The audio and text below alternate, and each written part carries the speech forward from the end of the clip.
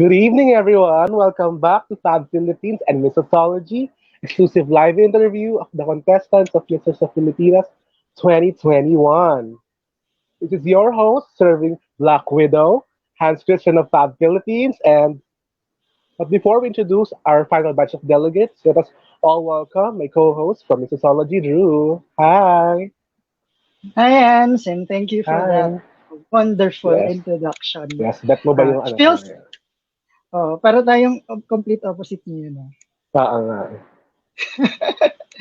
It feels good to be back, and parang kailan lang when Yes. we had our first episode, and now we're about to wrap up our Mhm. special interview special with our Misters of Filipinas candidates, and Ang I'm bilis very ng excited to panahon. meet. I'm very excited to meet our last batch of candidates, and Yes. wag na natin patagalin. Go ahead, take it away. Yes, without further ado, let me start the interviews with Mr. Number 10, Nadine Elzing, from the Philippine Community of United Arab Emirates. Hi, Nadim. Hi, Good Nadine. Welcome to evening. the Hi. show.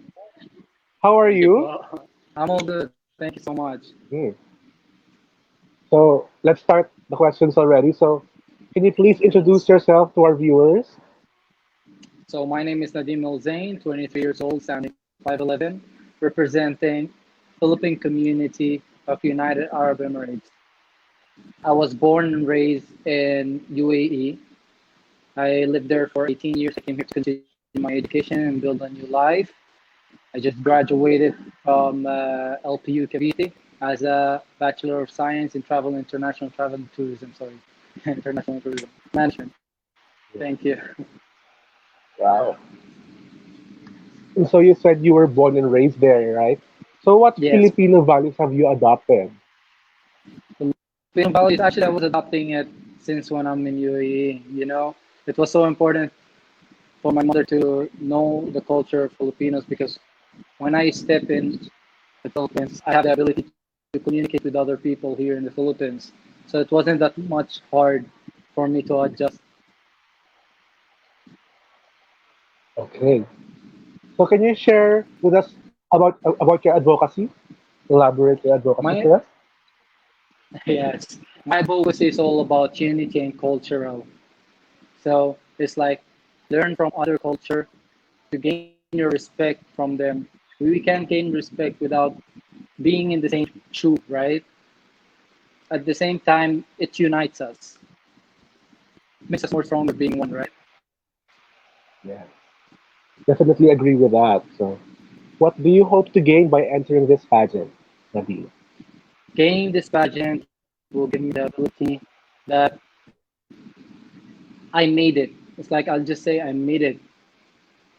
Just being a candidate is a big honor for me, and it was one of me and my brother's dream to be in a national pageant, and we gained that respect. And I hope I'll do my best, and I hope everyone enjoys it. Yes, he's very And humble, I have, Nadru. yes, I Yeah, have a very. follow-up Yeah. question, Nadim. How does it feel to be Yes, competing with your brother in Misters of Filipinas?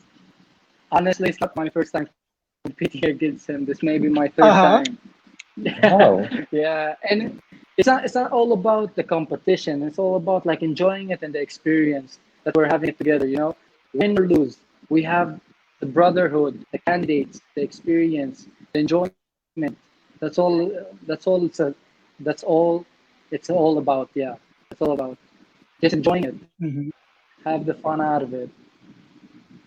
Okay. And one final follow-up question, because you mentioned earlier that your advocacy is related to um, bringing cultures together. And as a person who grew up in the United Arab Emirates, which is also a melting pot of different cultures, um, why is this platform important, especially in this pandemic? Honestly, in this pandemic, we can't just roll solo. We have to roll all together at one to grow. It's like if you can't, we need to stand together, makes us more strong, and it unites us to build build our country in a more touristic way. To say that in a more manly form, it unites us to make a better future for ourselves. Yes, well said. And before we let you go, uh, a quick message to all your supporters, family, and fans that are watching right now. Thank you.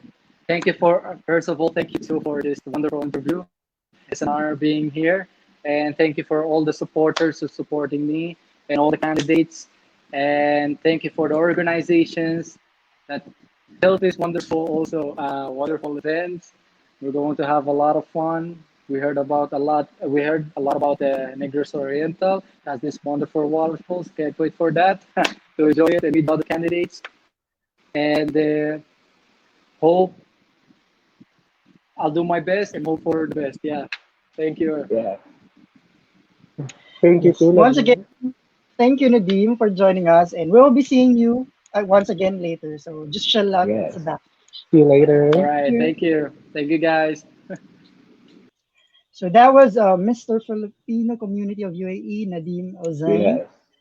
And now we let us call on our Mr. number 15 from Batangas, Jiru Magbuhat. Hi, Jiru. Hi, Jiro. Welcome to the show. Ayan. Hi, Sir Drew and Sir Hans. Thank you for Hi. having us tonight. Yes. Yes. And Jiru, you're a familiar face in pageantry, but please introduce yourselves to our audience. Yes, hi everyone, to all our audience. Again, I am Jeru Magbuhat. I am 29 years old. I stand 6'1", and I'm representing Batangas in this year's edition of Misters of Filipinas. So, Jiru, from Yes, our sir. research, you're a model, you're an engineer, an influencer, you're an event, lifestyle, and travel show host. But could you tell us something that most people still do not know about you? Okay, siguro, Sir Drew, one thing na hindi alam ng tao about me is that although I am very loud, I guess, I'm very loud in social media, I'm very loud in my hosting gigs, but then I am really an introverted guy. I am a shy person. I introverted in a way na whenever my friends go to parties, bars, I don't go to those things kasi hindi yun yung level of pagiging social butterfly ko. Parang gano'n. I really love being by myself, by my closest friends, ayan, reading books. Sobrang ibang-iba siya when you see me sa social media. So I guess that's one thing na kakaiba or hindi alam ng tao from me. Parang hindi naman. Kidding. Pero you mentioned being an introvert. So, as an introvert, what was the challenge transitioning into joining pageants?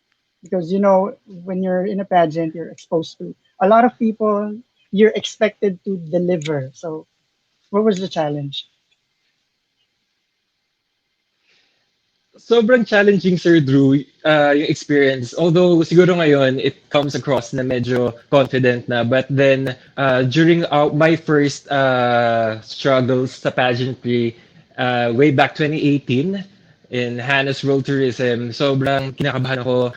I cannot answer questions diligently. Sobrang kabado. And pag makakita pala ako ng tao, sobrang kinakain ako, nagba-blackout na ako, and it's really hard. But then, ayun nga, na-realize ko din na there are people who's trusting you. 'Di ba? Parang there are people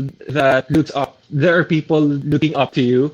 So parang, why are you so ashamed of yourself? Why are you not confident with your own skin? Parang ganun. So, ayun, that's really the struggle. But then, ngayon, siguro, little by little, although kahit gayon na nag-uusap tayo, sobrang kinakabahan pa rin ako. But yung confidence na babawasan naman, siguro with experience and your willingness to overcome that confidence issue. And Definitely now, relate to that. Hans. Yeah. Mm-mm. Hans is a question. Yeah. You're also a flight attendant, right?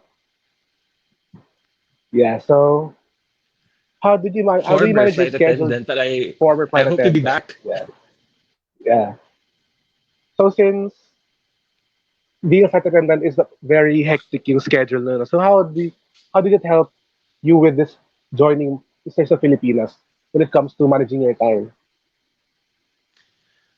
Well, actually, currently I'm working na ulit as an engineer, so I'm not a flight attendant as of the moment because of the pandemic. So pandemic hit hard sa aming mga flight attendants. But then during my experiences before as a flight attendant and joining a pageant, I make sure na mabalance ko yung career and yung pageantry. Of course, when you join pageant, parang joining pa lang, you should know na you have to be committed to it because syempre the organization is doing its best to produce a good show. So you have to give your full effort as well. And of course, I am so lucky din na my job, my career is very flexible then and they accept like social or personal growth na ginagawa ng mga flight attendants or me as a employee sa isang company. Ina-accept nila yung uh, personal enhancements or personal uh, ventures namin kasi it will be also for us then. Ayun. Just that kailangan hindi ma-compromise yung work and hindi ma-compromise yung mga submissions. Ayan. Yes. Okay. So my next question is about your advocacy. Your advocacy is very similar to Man of the World's, which is focused on education. Could you elaborate on your advocacy? Yes po. Thank you very much, Sir Hans. Well, actually, my advocacy is about education. It's really education amidst pandemic. Well, it's very close to my heart because my mom is an educator ever since. She's a public school teacher. She retired as a public school teacher. So it's really close to my heart. So ever since, sobrang mahalaga na sa akin yung education and alam ko na yung importance ng education in my life.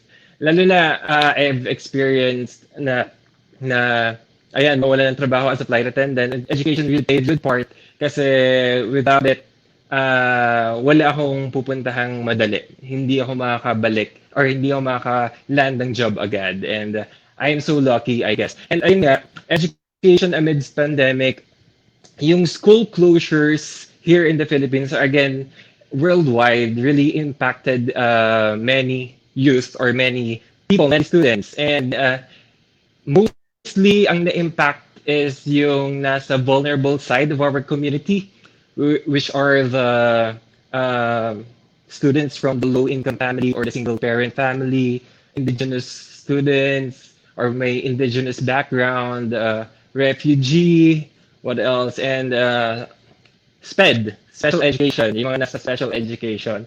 And mostly, syempre, poverty yung pumapasok na there are many means of education nowadays. There are online learning, modular, and yung radio and television programs. But then, the struggle really is paano tong nasa mga vulnerable side ng communities natin? How are they going to adopt in this kind of community or in this kind of learning system? So, of course, there is modular, but then we have struggled din sa modular if you've heard of it na yung printouts, medyo nawawalan tayo ng funds for it. Although this year I've read na there is 6.5% na increase in the budget for DepEd, but then it's not enough. It will not be enough kasi for a long time we'll be having this online schooling. So ang ginagawa namin, I am very lucky enough to have friends who facilitated this kind of uh,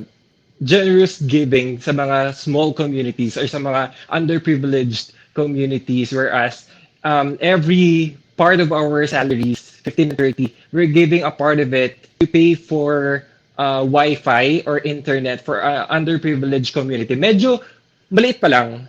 We're trying to expand or syempre encourage other people to join us kasi syempre hindi naman namin din kaya. We have our other expenses pero at least we can give back. So ayun, I think we cannot complain talaga kasi with our government, with how they're handling our education system. So what we can do is we can just share a bit of our money. Kasi I really believe that if we are financially capable naman and if we are financially blessed, it is our responsibility or it is our opportunity to give back to people and pay it forward to people who is in need. So yun, talagang education kasi talaga is really important and I cannot stress it more. Can I just say, no, na sobrang amazing to listen to you. Parang sobrang, alam mo talaga yung ano mo, sobrang involved ka. It's very nice. Sobrang close kasi talaga sa heart ko. Sobrang affected ako Mm-mm. whenever I read stories Mm-mm. about yung mga bata na hindi talaga makapag-aral. They don't have parents to talk to about yung mga lessons. Ang hirap pa naman ng lessons sa school. So parang growing up din kasi I have no internet connection. Hanggang nag-college ako, I don't have computer. Nung nag-college ako, I really am from a humble background. So parang nahirapan na ako noon what else? Paano pa yung mga bata ngayon na nasa online schooling? It's really, really hard. Yes. And Yeah. before we let you go, Jiru, a quick message to all your fans. Ang Yeah. dami nilang nagko-comment ngayon. Yeah, and down. Yes, thank you so much sa mga supporters, sa mga nagsusupport sa akin and sa mga nagsusupport ng organization and sa aming mga brothers ko dito sa Misters of Filipinas. And also, thank you Sir Drew and Sir Hans for giving us this opportunity to talk about ourselves and talk about our advocacies. And ayan, please continue to support us also by watching our videos on YouTube, liking and following Peps TV Official, Misters of Filipinas in all our social media platforms, TikTok. Ayan, we hope you get entertained by our videos and our efforts, and we are really excited to finish strong with this pageant. Ayan. Thank you so much, everyone. Thank you for joining us, Jiru. See you later. And now, Hans, from Batangas, balik tayo sa Metro Manila with Mr. Yes. number 16 from Taguig City, Gabrielle Bautista. Hi, Gabrielle. Hi, Gabrielle. Welcome to the You're on show. mute. Nice headphones. Hello. Thank you. Good evening, Ayan. everyone. Thank you po, Sir Drew, Sir Hans, sa pag-invite po sa akin ngayong gabi. Yes, walang anuman. So, wala nang patumpik-tumpik pa, Gabrielle. Please introduce yourself to our viewers. So, sa mga audiences dyan, so, I am Gabrielle Bautista. I'm 20 years old, and I'm standing 6 feet. I'm representing Taguig City. So, aside from being one of the tallest candidates, I must say, what else should we not know about you by just looking at you, Gabrielle? So, ako, yan. In love ako sa sports kasi athlete ako. Especially when it comes to basketball. Talagang, ano ko yan. Kasi dyan ako nakapag-survive ng school ko. At the same time, commercial model. Ang previous project na nagawa ko is for the Jackson's Fried Chicken po. So, yun guys. Yeah, so you're an athlete and a model. Very likely mixed. Usually naman, diba, kapag athlete, madalas na-invite to be a model. But ano yung discipline sa pagiging athlete na sa tingin mo madadala mo going into Misters of Filipinas? Siguro po yung una-una yung discipline sa oras. Tsaka yung sa pag-follow po ng mga rules. Kasi unang-una po, ayun, relate ko po sa basketball. Siyempre, discipline po sa time. Kasi unang-una, importante po yung ano po ba tawag dito? Yung maka-attend ka po ng early. Tapos po, siyempre, yung mga rules po nila, siyempre, kailangan po natin mapakinggan para po may apply po natin sa game. At the same time po, Yes. parang sa pagsali rin po ng pageant or kahit saan pong bagay, pag on time ka lagi, tsaka you know how to follow the rules. And yun po, magmumukha pong smart Ganun po siya. Mhm. True. And also you mentioned nga na you've been modeling na and also as an athlete. So why did you join Misters? What's it in this pageant that inside Actually, okay. na interested kang sumali? Okay. So first of all, unang pageant ko siya. So paano ba? Kaya ako nag-join para unang-una syempre it's an opportunity for me kasi unang-una bago lang din ako sa modeling. Wala pa po akong isang taon, parang ganun po. Tapos, at the same time, para ma-overcome ko rin po yung fear ko, yung sa pressure po, pag sa harapan po ng maraming tao. Yun po. Oo nga, sa observation nga pag nagtatanong ako dati, medyo mahiyain ka daw. So, medyo na-overcome mo na ba siya, especially now that mga ilang months na rin since nag-start yung pageant? Actually, nag-i-improve po. Yun po ang masasabi ko. Nag-i-improve. Kasi una-una, syempre, may mga interviews po, tsaka minsan kailangan din po natin mag-aral para po maano po natin yung communication skills po natin. Yes. True. And now, you're representing Taguig City. And Taguig is known as a shopping, dining, and entertainment destination, diba? Yes. So, aside from that, how else can you promote Taguig City as its representative in Misters? Sa akin kasi, syempre, nakilala nila yung Taguig City na ganyan, mga food, mga shoppingan. Pero ang para sa akin po kasi, nagmamatter po dito is yung tao Diba po? Siyempre, pag napunta ka sa isang lugar, marami ka pong matututunan Marami ka pong magigain. So, napaka-importante po sa akin yung bilang nagre-representa sa Taguig. Para makilala nila na yung mga Taguig City is ganitong klase ng tao. Ganun po. At anong klaseng tao ang mga taga-Taguig? Kung i-describe mo yung sarili mo. Siyempre, yun nga po. Mostly kasi na mga kasama natin doon. Siyempre, aminin na po natin ang Taguig City sa fastest growing city. So, at the same time, nagiging center pa siya ng business ng Philippines. So, mostly mga kasama mo doon, siyempre, may, nyo po yung parang matured na po. Parang may ideas na po tayo sa mga ganitong bagay. Para sa akin po, kaya mas gusto ko po na nandun po kasi nag-grow din po ako bilang individual. Kasi nakaka-gain po ako ng knowledge sa mga kasama kong tao. Tama yan. Maganda yung ganyang mindset, Gabriel. Yes. And now, my final question to you. So, this is your first pageant ever, Misters of Filipinas. Pero hindi naman kaila sa iba na just because you are a newbie, hindi na pwedeng manalo. May mga newbie na kayang manalo sa mga pageant. So, anong quality you think you have that will set you apart from the other candidates? Tingin ko po, especially this pandemic. So, siguro, tayo bilang na-experience natin yung ganito kahirap na buhay, natututo tayo mag-adjust sa kung anong meron tayo. Sa ano lang na bagay na mare-receive natin. So, tingin ko po, natututo tayo makontento Ganun po. So, okay. So, na-distract po, no? So, yun po, natututo po tayo makontento sa kung ano po yung mga bagay na nare-receive po natin. Mas nagiging blessed po tayo. At the same time, ngayon, so yun po. Yun po.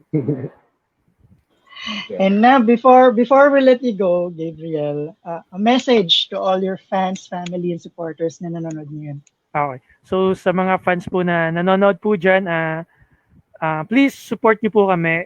Ako, tsaka yung mga co-misters ko po. At tsaka syempre yung organization po. Maraming salamat po sa pagbigay po sa amin ng opportunity na may pakita po namin yung skills and talent namin sa tao. At nagpapasalamat din po kasi dahil dito na i-share po namin yung advocacy namin sa tao. Yun lamang po. Thank you. Thank you for joining us. And we will see you again later. Okay. Chill ka lang sa backstage with your cute headphones. So that was your Mr. Gabriel. So Han, sino yung next natin? Ayan, Drew. From Taguig, let's go way south. Sa Negros. As we bring out Mr. number 17, Sean Vintola. Hi, Hello. Sean. Hello Hi, po. Sean. Good Welcome evening to the po, Sir show. Drew. Hello po. So, Good kamusta ka evening po, naman, Sir Drew at Sean? Sir Hans. Okay naman po. Doing Mm, great. yes. So, can you introduce yourself to our viewers? So, I am Shani Manuel A. Ventola. I'm 19 years old and I am representing the host province, Negros Oriental, and I'm standing 6'1" tall. So, can you tell us something na hindi obvious sa'yo when we first see you? So, I am a incoming first year college taking up the course of airline management. And I am also a basketball varsity player. And I am a very optimistic person. And yes. By the look So, of his being... smile now, Yeah. Hans, very Yeah. optimistic. Yes, very bright nga ang kanyang smile actually. Yeah. So, so being the host province of this year's Misters of Filipinas, paano mo pa-promote ang iyong represent na which is Negros Oriental? So I can promote my hometown, the province of Negros Oriental, because Negros Oriental is known for so many beautiful tourist destinations from ridge to reef, and also the people here in Negros Oriental are very friendly, hospitable, and very industrious. So I can't wait to see my fellow brothers and the organizers of the Misters of Filipinas.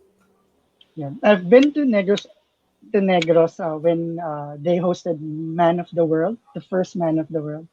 And it Yes. was a very, very lovely experience. So, Shan, if you're to bring us, me and Hans, to Negros Oriental, just one place, saan mo kami dadalhin? Um, I will bring you at Apo Island because Apo Island is known one of the world best dive sites in the Philippines or in the world, and you can experience beautiful corals and you can swim with the turtles. So yeah. I haven't been there, so na-excite ako bigla. Kaya dapat sumama ka, Hans. Kailangan na mag-file ng leave. Ayun. So, Sean, what is the best part of being a Negrense? So the best part of being a Negrense is that the people here, and especially me, we have that determination. And also being the first timer, I am very determined and I believe in myself to compete with this competition. So, last question. What do you think makes you unique from the other candidates? So what makes me unique? Siguro po, as what I said, determination and perseverance, because you cannot underestimate the determination of a first timer. And also, I believe that success is achieved by ordinary people with extraordinary determination. So just believe in yourself and everything will follow. Yes, very wise words from Well Sean. said. You cannot So, underestimate the determination of a first-timer. Tama nga naman, Hans, yes, because there's tama, nothing to tama. lose. Tama. So, Sean, any message to your supporters, to your fans, family, and friends? So, sa lahat ng mga sumuporta po sa akin in my journey of Misters of Filipinas, thank you so much and please continue to support me in my journey and also my fellow brothers in Misters of Filipinas. And also, thank you so much, Sir Drew and Sir Hans, for inviting us in your segment. And thank you, Sean, for joining us. And we'll be seeing you later for the other segment. Yes. Thank you. See you Thank you, later. Sean. Thank you. So that was your Mr. Negros Oriental, Sean Ventola. And now from Negros Oriental, balik tayo sa Luzon as we call on Mr. number 18, Bruce Espejo from Marilao, Bulacan. So Bruce, hello. Hi, Hello po. Bruce. How are you? Hello po. Ah, good evening po. Good evening. Uh, I'm Bruce Espeso, 20, from Marilao, Bulacan, and I'm standing 5'11" in height, and I'm currently studying at Philippine State College of Aeronautics, taking up aircraft maintenance technology. And ako po ang reigning hari ng Singkaban 2019 dito sa Bulacan, and Lakad ng Marilao 2019 dito naman po sa Marilao. Yun po. Maraming salamat po. Multi-awarded naman pala. Si Bruce, very excited siya. Di pa natin siya tinatanong. In-introduce na yung sarili niya. Gusto ko yung advance mag-isip. And we also have a pageant veteran dito. So, medyo mag-expect ako. So, Bruce, Yes. I heard that your advocacy is about waste segregation, and it was the first in Bulacan, sa hometown mo in Marilao. So could you tell us more about this? Bali po hindi lang po sa Bulacan, halos kami po yung first halos sa Pilipinas ang gumawa po nitong waste segregation. Ginawa po namin to para po mabawasan ang basura at makatipid po sa pondo na napupunta lang po sa basura. Bali po, almost half po ang natitipid namin sa pag-segregate ng aming basura dito sa Marilao. At hindi lang po natatapon yung pondo na naiipon. Ginagamit po ito sa mga pabahay, sa mga less fortunate para makatulong po sa livelihood po nila. Tapos po, ang nangyayari po dito sa waste segregation po, yung mga nabubulok po ay ginagawang pataba po para sa mga pananim, sa farms. And meron po kami dito yung liwasan pangkalikasan na nakakatulong na sa basura at pwede pang maging tourist spot po dito sa Marilao. Impressive. It's very interesting, no? Parang tinuturuan mo maging disciplined yung mga citizens. Yes, very good. Yeah. Yun po yung yung target po nitong advocacy ko, na hindi lang po dapat sa aming bayan, dapat po sa buong Pilipinas po, kasi basura din po ang nagiging number one problem natin dito sa Pilipinas Kasi po, andyan po yung pagbabaha, pag may bagyo, baha kagad. At least po pag simpleng pagsisegregate lang or pagtatanim ng mga halaman, makakatulong na po tayo sa environment. Kahit nasa urban part po tayo ng Philippines, makakatulong pa rin po tayo. Agree with that. So with that, ay may tanong ako sa'yo. As we all know, marami ngayong virtual pageants. Ano masasabi mo sa Misters of Filipinas na meron nagkakaroon sila ng physical pageant? Sa akin po, yung nag-start po yung Misters, puro virtual po ngayon po, 'di ba? Parang naninibago po kasi ako sanay po ako sa face-to-face na pageant. So, mas exciting po sa akin tong Misters of Filipinas kasi mas ma-enhance po ako sa online and sa personal na magiging performance ko. Yes. So, I have another question for you. As a young man during this pandemic, anong masasabi mong naging contribution mo sa community mo, even in your own little way? Sa akin po yung tamang pagsunod lang po sa mga health protocols. Face mask, face shield, lagi po may dalang alcohol, and ang pinaka-importante po ngayon dapat po magpapavaccine po tayo para lahat po tayo protektado. Definitely agree with that. So, Bruce, why don't you greet your fans, supporters, family, friends? Hello Bulaqueños, Marileños, and the whole Philippines. Maraming salamat po sa pagsuporta sa akin, sa co-misters ko, and sa Misters of Filipinas. And wag po kayong magsasawang magsuporta sa upcoming pageant po namin. At sisiguraduhin po namin, bibigyan po namin kayo ng magandang show. Yeah. Yes. So once again, thank you, Bruce, for joining us. Thank you po. We will see you again. We will see you again See you later. po. See you later. And so, Hans, from Bulacan, pupunta naman tayo sa ating last stop for this interview series with Misters of Filipinas number 32, Rahim Babar from Subic. So, hi Rahim, welcome to the show. Good evening, Rahim. How are you? You're on mute, Rahim. Sorry, sir. Hi, guys. Good evening. How are you? I'm doing good. Good evening. Hi. And Good evening. I'm sure a lot of our viewers are excited to know more about you. So please introduce yourself to our audience.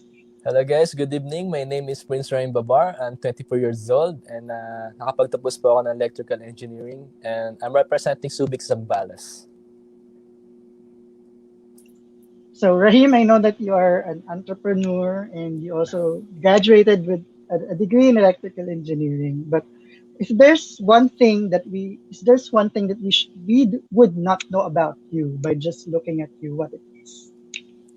Uh, I'm visionary person. I'm really goal-oriented type of guy. So I don't like making plans. So I want it to be spontaneous. So it's like I'm always making my day like it's my last. And I know by just looking at you and hearing your stories earlier when we were offline, you're a very goal-oriented person. What do you hope to gain by joining Misters of Filipinas? Actually, nung nag-audition po ako through online together with my brother, I told the organization na if ever na hindi kami magiging qualified as one of the gentlemen, I wanna silently help the organization sa pagpunta nila sa mga when helping people. Meron po kasi silang uh, nasa dulo po ng dila ko, house for the old, yung mga ganun po. So I wanna help giving back to the community talaga po and to the people. Kasi maybe they're praying to God na for a blessing. So why can't us be the blessing for them po sa mga prayers nila? I completely agree with that. It's a very nice sentiment. And as you said earlier, Rahim, you're a young entrepreneur. So how can you convince or inspire the younger people like you to start a business of their own? So guys, sa lahat po nanonood, my brother and we started working ever since 16 years old talaga. So kami nagparal sa sarili namin. So ito po kasi ang story namin talaga po. Before kami ni Nadim, pupunta kami sa Starbucks, wala kami pambili ng kape. We're just only sitting in the Starbucks and feeling like we're rich.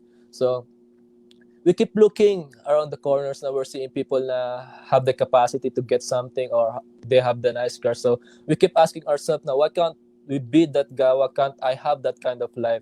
So then lately, na-realize namin na God is fair with everyone, na life is like a race, so everyone has their own beginning and finish line. So it's up to you if you wanna finish the race that fast or kung nasa gitna ka na tapos gusto mo bumalik.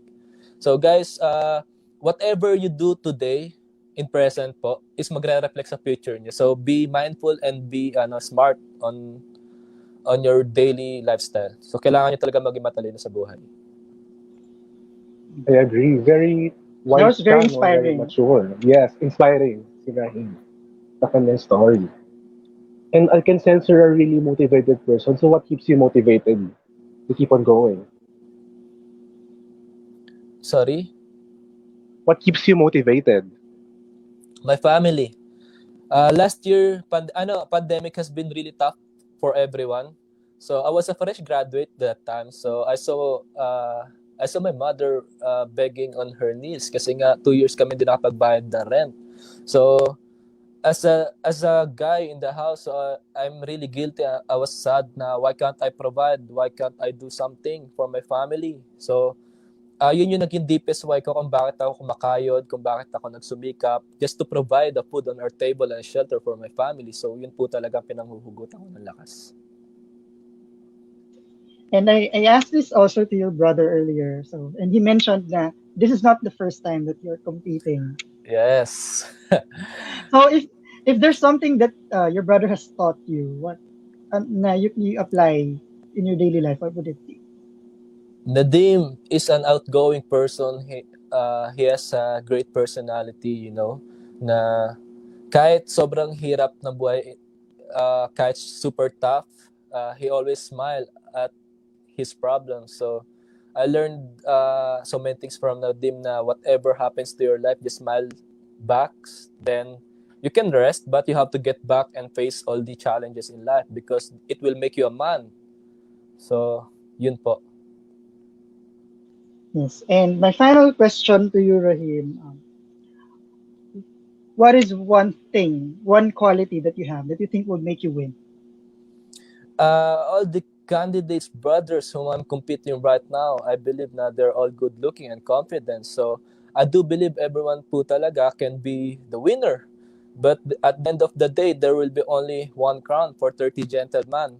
So the one thing that I'm proud of myself is my outgoing personality. I love making people happy and laughing with them, making fun with them. So and at the end of the day, we're still mindful na we need to bring our best on the platform, on the stage, and be the professional as I do believe na it symbolizes the title of being a Misters of Filipinas. And finally, a message to all your family and supporters that are watching you right now. First of all, syempre, I want to thank Sir Drew and Sir Hans. And syempre, gusto ko din i-encourage and motivate yung organization. Guys, Sir Carla, Sir June, and to the rest of the organization, thank you for giving us the opportunity and staying with us. So, I promise po, collective effort with my brothers na we're going to promise na we're going talaga to give the best, our best sa pandemic, sa pageant na to. So, thank you sa mga fans na nagsumusuporta sa organization, and wag lang po ako ang inyong supportahan nyo rin po yung co-candidates ko kasi deserve po namin ng support nyo sa panahon ngayon. Thank you po. Yes, so thank you, Rahim, and we will see you again later. Thank you po. Thank you. And now, before we bring back all our candidates, it's time for some reminders. Yes.